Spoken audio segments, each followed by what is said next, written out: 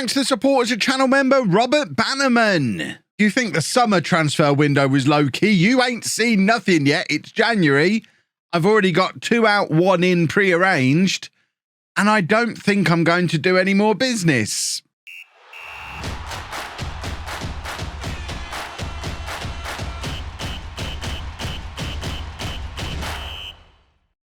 Hello, welcome to Club 4, part 19 of Non-League to Legend. I'm Kevin. Coming up on today's episode, we have 2 Premier League games for you. We're away against promotion. I was going to say promotion. Champions League rivals Manchester United, and we also got a game against Wolves, which takes place just as the transfer window opens. Since you were last with me, we have continued to be pretty solid in the league. As you can see, only dropping points away against Chelsea. That'll probably do. That's probably okay. And we did lose against Villarreal in the Champions League, meaning we ultimately finished second in our group. Monaco did beat Salzburg, as I speculated they would, and did finish level on points with us, but we beat them both in terms of head-to-head and absolutely dominated them on goal difference as well. So, rightly, deservedly, through to the knockout round, where we are going to be playing Borussia Dortmund, which will be taking place on tomorrow's video. This is a Borussia Dortmund side who are second in the Bundesliga. I would imagine they've been perennial second place. They have, as you would expect. Just second, always second, behind Bayern Munich. In fact, while we're looking at the Bundesliga, how is Schalke getting on? Relegation battle, interesting. I'm in the Champions League now, Schalke. Just to pop that out there for you. Playing Dortmund, they're your rivals, aren't they? Probably going to beat them because, you know, shouldn't have sacked me, you silly gooses. But it is also transfer window o'clock, or it's about to be. And as I mentioned in the intro, we've got some stuff pre-arranged. Don't worry about the ones that have gone red. We've rejected those. The ones that are happening. I said 2 out. It might even be 3 out because we've had an offer from Angelino that I think we're probably going to accept as well, because at 34, we've not really using him this season. He's only started 1 game. I think we can probably do without Angelino, although he is homegrown, which is handy for the Champions League. But Mortellaro, we already knew about. He's going to be joining Krasnodar towards the end of the month for £10.5 million. And also Albert Zanelli, we have an offer from Ajax, and he's going to be joining them on the 1st. So he'll be departing imminently in a £7 million deal. It never really worked out for him at Norwich, apart from that one spell of 3 or 4 games back in the first season where he single-handedly kept us in the Premier League. He was never really any good any other time, but it did certainly pad his numbers for that first season, and he's not really had much of an opportunity since, as we started to revolutionise and rebuild the team. But with those 2 leaving, I have got the guy that I identified in the last episode, Nelson Yedro. We are paying him quite a lot more money than we'd originally planned to pay him, but he's an attacking midfielder who can play central midfield. He can play up front. He's another pacey little tippy-tappy player. He's a Kev-style attacking midfielder. You know I love this kind of player. 5'6". It's like the opposite of the rule for defenders. Defenders, we want them to be 6'5". Attacking midfielders, yes, 5'6" and quick. Ideal. Manchester United wanted him. Manchester City, I think, wanted him as well. We got in first. We've got him using his release clause at £5.75 million, and he fills the gap in the squad. Mortellaro and Zanelli are leaving behind. We were a little bit overloaded in that position before, so we only needed 1 replacement for the 2 of them. But with all that business done, we don't have any more money. So don't expect anything else to happen in January unless the big deals that we're afraid of happen. You can see there's interest in a lot of our players. Not interest that we're necessarily going to have to listen to for a lot of them. But is there anyone who's got any big interest that we're afraid of at the moment? Pedro Luis is wanted by Dortmund. That would be proper dirty tricks if they took him off us before we played them in the Champions League. Milan are interested in Casolari, which is an interesting one. Came through at Inter, has never really been spectacular anywhere, and he's 25 years old now, never capped internationally, and we put a price of £39 million on him, and Milan are still interested. If they come anywhere near that price, then yes, we definitely sell him.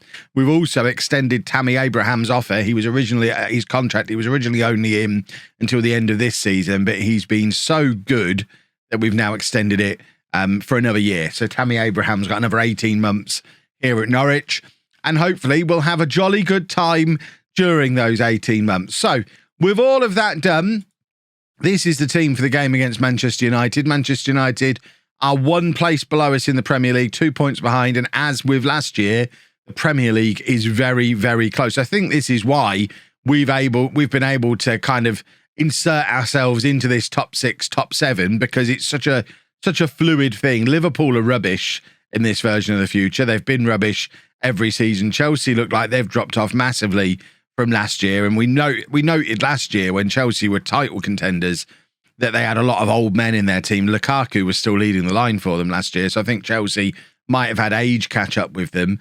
But it's not just us in this mix. Leicester are in there, West Ham are in there, Tottenham are in there. All these tiny little clubs getting involved in the Champions League push.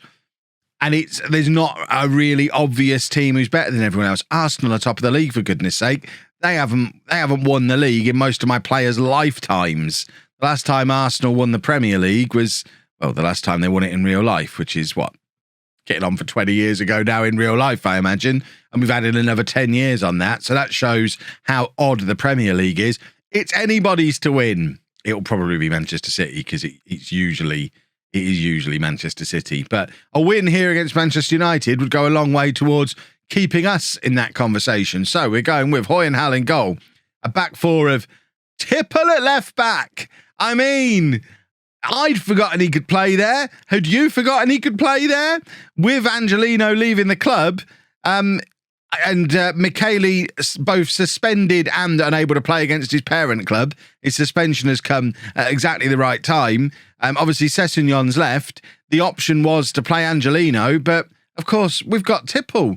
So we'll play Tipple. Tipple can play left back. That's what we originally signed him to be. He's never played there for us, despite wearing the number 3 shirt. So Tipple at left back, and then Caesar, Knoll and Romero are the rest of our usual back four. Answer at the base of the midfield, who, I mean, I'd love to be able to make this guy permanent, but I suspect we're never going to be able to afford it. We'll keep an eye on his value at Bayern Munich, but I think he's probably one who might just be a one-season wonder for us, but I am enjoying him very much. Then Walsh and Janusek in midfield, Gilberto Carlos in behind, Alvarez and Pedro.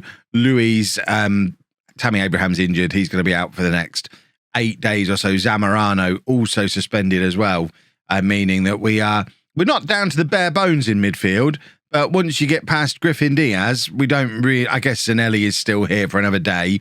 Obviously, he's moving on. So we are potentially a little light in midfield, but then I guess Tipple is officially a midfielder as well. I hope I'm not slimming the squad down too far. What I'm trying to do is get down to a core squad of players that we actually use regularly, and anyone who's kind of fringe on top of that, get them off the wage bill, because money isn't perfect here at Norwich, as you know. Oh my word.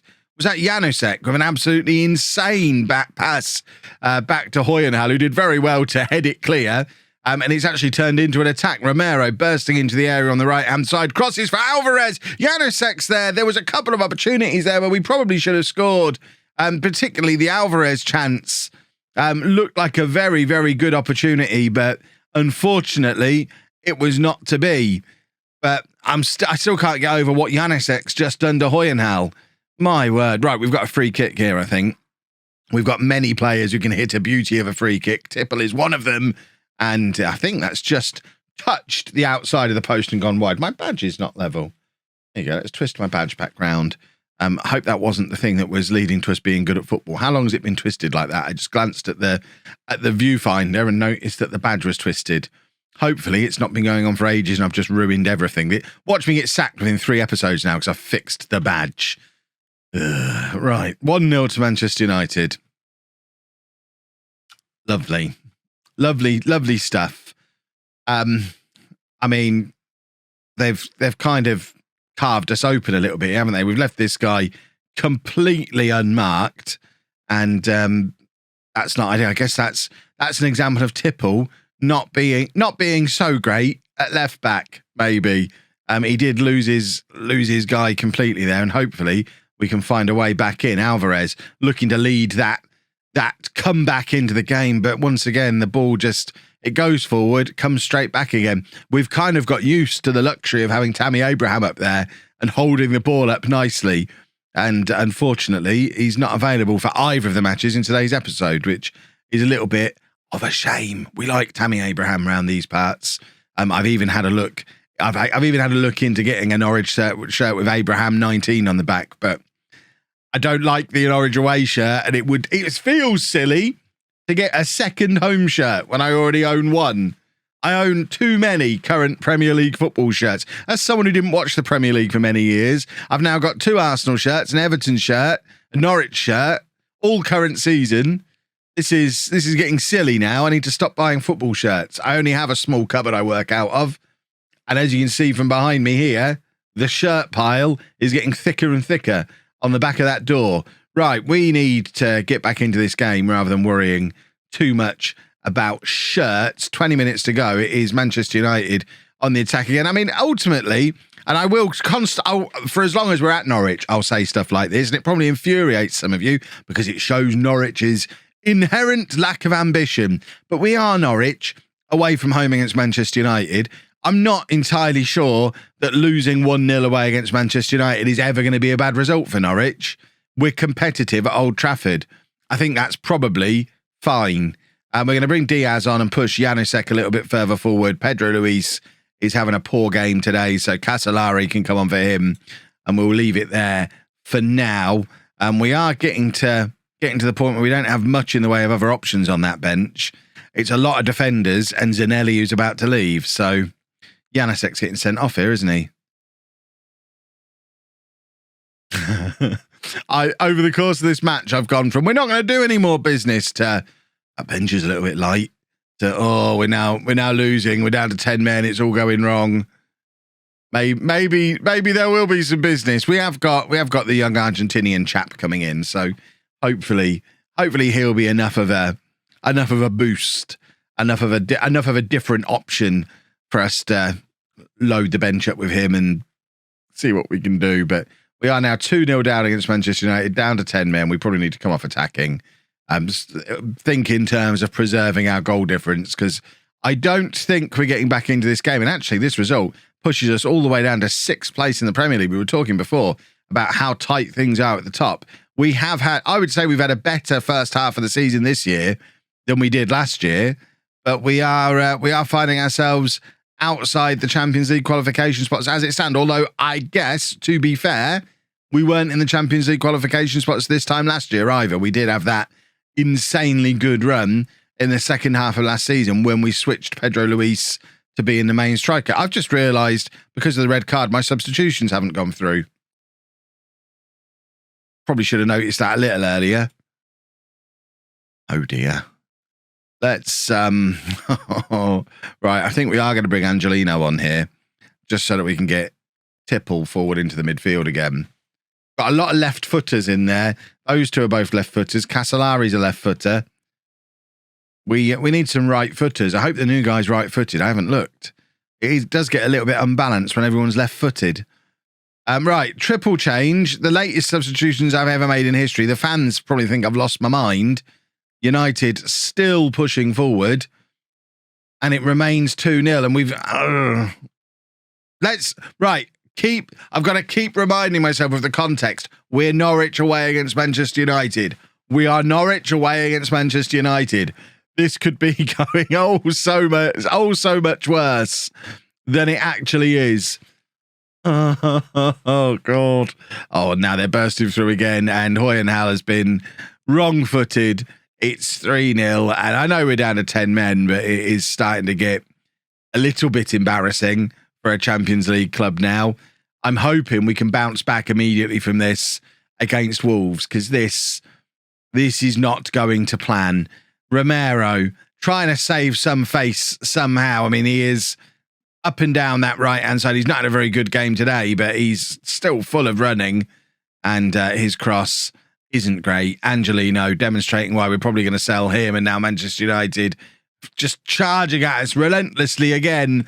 We seem powerless to stop it when they surge forward, and I mean, we're lucky. I was going to say, I said we're lucky. I don't think it is luck. I think it's another good save from Hoyenhal, actually, to keep it at 3-0, but it is them again. Can we just have full time now? I feel like we've suffered enough. I've learnt my lesson. I do need to sign some players. I mean, the game is talking to me. I promise I'll still do some transfers. I'm not resting on my laurels. Just let this punishment end. Romero again, charging down the right-hand side, but just runs straight into McKinney. And, yeah. Oh, dear. Look at that. They've just gone past. I mean, Romero's fast. Hannibal has ruined him today. And it's a 4th goal for Manchester United. Can we go home now? How far's the trip back from Manchester to Norwich? Oh, dear. This has been a sobering experience. Just remember, it was 1-0 when we still had 10 men. We can blame all that on Janusek. Maybe. I mean, we're still well in the mix. It's fine. Halfway point of the season. Ignore that game. Looking at the season as a whole, halfway point.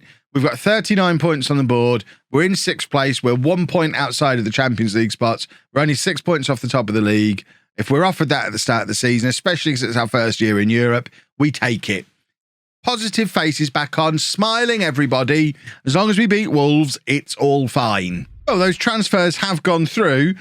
We do have a lot of players unavailable for this Wolves game. This episode's turning into a disaster. Abraham's still injured, but we've now got 3 of our starting back four all suspended, along with Janusek, of course, who got sent off in the last game. So Noel, Janusek, Michele, Romero, all suspended for this game. We have, I mean, I said it was a makeshift defence in the last game. This is a very makeshift defence of Angelino, Caesar, Mateus, and Sika, who hasn't started a game since the first day of the season. That's not true. He started 4 games, apparently. He's not started many games since Romero took his place early on in the season. But this is why we brought Sika in. People doubted it at the time. We needed a spare right back. There's a spare right back for you. Yedro, the new boy, is down on the bench as well. He is in, and look at that value that he's got straight away. Oh, I'm excited to see this boy play. He's only 2.5-star current ability at the moment, but with 5-star potential, he's going to be excellent. I've just decided he's going to be excellent. Number 33. I mean, it's a legendary number, probably. It's a number that will go down in history at Norwich as being worn by one of the greatest players they ever had, probably. If we can get Yedro firing behind Pedro Luis and Tammy Abraham, oh, that'd be exciting. Talking of Tammy Abraham, I was trying to sign another aging large striker. Alexander Isaac is out of contract at Real Sociedad this summer. He's 32. I just tried to bring him in. He's scouted as even better than Tammy, but he wanted £250,000 a week, so we're not getting him. Wolves have just scored after 2 minutes. This episode really is not going to plan at all. I mean, I'm glad there's a big gap between us and Spurs. We just had the mid-season review where we were able to say what we plan to do for the rest of the season, and it does budgets and stuff. I thought that had gone in. It's been disallowed for handball. And I was given the option of saying top half finish, which keeps the budgets the same, or Europa League qualification through the league, which would have given us an extra £200,000 a week of wage budget and made bringing in another player or two more realistic. It could have been what would have allowed us to sign Isaac, for example. I said no. I chickened out because of the Manchester United game. It came at the worst possible time. I chickened out. I stayed with top half finish because I'm just very aware of the fact we're still in the Champions League. I think if we'd been knocked out of the Champions League, I'd have been much more likely to say, yeah, of course we'll finish top 6. But with the Champions League there, oh, God. And apparently a newfound ability to do stuff like that, I'm not feeling at all confident. What on earth have I just seen? I mean, oh dear. Well, Wolves have had 2 shots and scored 2 goals. They're down in the bottom half of the table. We should be, I mean, I don't often do shouts in the first half, but we're going attacking. We've demanded more. This is not okay. The Man United game, we had the excuse that they're Man United and we were down to 10 men. There's no excuse here. And rather alarmingly, since Tammy Abraham scored in the first minute against Tottenham, the game before Manchester United, which we did win 1-0, but we haven't scored a goal since the first minute of our match 3 games ago. So not only have we conceded 6 goals since then, we've seemed to have forgotten how to score. Now, I know Abraham's not in the team, but I don't think we'd come to rely on him that much, surely. That's such a terrible pass. They're looking for where Romero normally is. Seeker's not going to get where Romero gets. Romero's another level above and he's so quick. And, oh no. Wolves are just on the attack again. Zamorano wins the ball back from Ruben Neves. Alvarez has come very deep to try and get something happening. And there's the pass to release Pedro Luis. And he scores. If we can get him running behind defenders like that, it always leads to goals. That's a 19th goal of the season for him. And we're only at the halfway point of the year. It's a lovely pass. Is it Alvarez who hits it? Or no, it's Gilberto Carlos. Perfectly weighted. Just get him in behind the defenders and he'll score. All day long, he's scoring those. We've just got to do that a little bit more often. We haven't done it enough lately. And it's got to be our route to goal for this second half. The entire tactic is basically built around getting him one-on-one with defenders like that and using his pace. And it's worked there. And hopefully it continues to. Seeker's now picked up a knock. We have got Wagyu on the bench. He's out of contract at the end of the season. There's a number of clubs who've made offer for Wagyu. I'm not offering him a contract. He's going to be leaving. And Alvarez has made it 2-2 just before halftime. This is a comeback. The shout and the switch to a bit more of an attacking system is clearly exactly what this team needed. And Alvarez grabs the second. It's 2-2. And they're still going to get a little bit of a tailing off at halftime. I'm going to wag my finger at them. Maybe not in game, but in my head, I'm going to wag my finger at them. I'm a much nicer man in Football Manager than I am in real life. In my head, I'm cross. We've had a lot of shots so far. I'm happy. I just can't bring myself to do that. We need more possession in the second half. None of these really reflect what I want to say to them.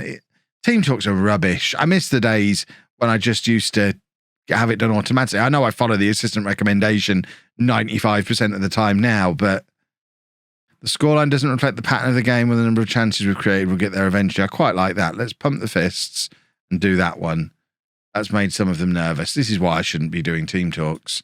Right, Seeker's going to... Oh, we've got 2 injuries. Seeker... I mean, Gilberto Carlos, not that I should be excited that one of my players is injured, but the chance to get Yedro on for his debut at half-time, that's exciting to me. And we're also going to bring Wagyu on for Seeker. And let's all have a look at Yedro. Keep your eyes focused on the number 33. He only arrived in the country yesterday. He doesn't speak a word of the language yet. Although, as a Brazil, is he? I think he might be Argentinian actually. Either way, we've got Argentinians in the squad. Alvarez, Zamorano. There's Angelino speaks Spanish. I think he's Spanish. So there should be players who can communicate with him. Fingers crossed, we can go and grab a goal. We are still on attacking, because it's important for us to win this game. So we're going to drop some encouragement now. Mateus, I mean, I don't want those two prattling around with the ball anymore after what happened for the second goal for Wolves, but they got away with it that time. Without Noll in there, I am much less confident about this back four, especially now we've got ancient fullbacks again. Angelino one side, Wagyu the other. They've got a combined age of nearly 70. Right, big ball forward. Mateus deals with it nice and comfortably, and Wagyu goes past his man. Last little signs of life for him as a Norwich player, and now Tipple bursting forward. I was going to chastise him for not slotting that into Pedro Luis. He's told me, hasn't he? What a goal from Tipple, an 8th goal of the season for him. I mentioned it a couple of episodes ago. I don't know where this goal-scoring ability has come from. He only got 1 goal for us last year. This year, he's playing exactly the same role, but he's just added that to his arsenal. Norwich 3, Wolves 2. Lovely goal from Tipple. I think a lot of the credit there goes to him catching the goalkeeper completely unawares, because he's hit it straight down the middle of the goal, and I just don't think their keeper was ready for it. I certainly wasn't expecting a shot, but we scored, so I'm happy. Right, final change. We're going to take off Answer, and I think I'm actually going to bring on... I mean, Haruna probably should be the one who comes on, but part of me is now looking past Haruna at Paulo Padron, who we brought in the summer, who, as a ball-winning midfielder at the base of the midfield, allows me to release Yedro a little bit more. And this is actually the variant of the diamond we used in the Streamer Showdown with the playmaker further forward and a more defence-minded player in there, whereas Haruna is another playmaker in there, like Zamorano is, like Ansa is. But this allows us to say to Yedro, right, everything's coming through. You've been a Norwich player for 25 minutes. Everything's coming through you now. That's how much faith we've got in him. There is Yedro to Alvarez. Alvarez slots it through to Pedro Luis. We said if you get him in behind the defenders, he'll score goals. He's done it again. That's what you got to do. You just got to keep getting the ball in behind the back four. And Pedro Luis is so fast and such a good finisher that he's going to grab goals. And this is good work from Yedro and Alvarez. And, I mean, I love Pedro Luis. We chased him for 6 months. The chase was absolutely worth it. What a player he's turning into. Someone was comparing him in the comments a couple of days ago to Sandro Veloso from the home save last year. I think the difference between him and Sandro Veloso is Pedro Luis is actually wanted by bigger clubs and he's a Brazilian international. He just won Brazilian Player of the Year, whereas Sandro Veloso was just great for home. I think Pedro Luis is actually a great player who won't be at Norwich for long. He's going to go and get his Barcelona move or his Real Madrid move. He's not going to be a Norwich player for the next 2 or 3 years. I'm certain of it. He's too good for us, but we are enjoying him while he's here. And we enjoyed this goal as well. Considering how badly we started this game, we've come back nicely here. Zamorano with a nice finish. And it's 5-2 now. And that'll do. We've turned that one around. I mean, Wolves showed no ambition really at any point. It's nice that we're back in the goals, though. Don't need to sign any players now. I hope the game wasn't listening. I don't want more Manchester United style punishment. That gets us back up to 5th. Level on points with West Ham. It's all good. Right, tomorrow's episode, we will show you the Dortmund game. So we're going to get through the rest of January. Like I say, I don't think there's going to be any more transfers. If there are, I'll show you them obviously tomorrow. But we might even, I was going to say we'll do both legs of Dortmund tomorrow. But the fact that we've got Arsenal and Man City in between means we'll probably do Dortmund and Arsenal tomorrow and then Man City and Dortmund the following day, because Arsenal and Man City are 2 massive matches when it comes to the Premier League. So we've got to show those as well. So I think that is the plan, unless anything changes in the meantime. If you've enjoyed that, please make sure you leave a nice big thumbs up on there for me. Subscribe to the channel for daily Football Manager videos. And thank you very much for watching.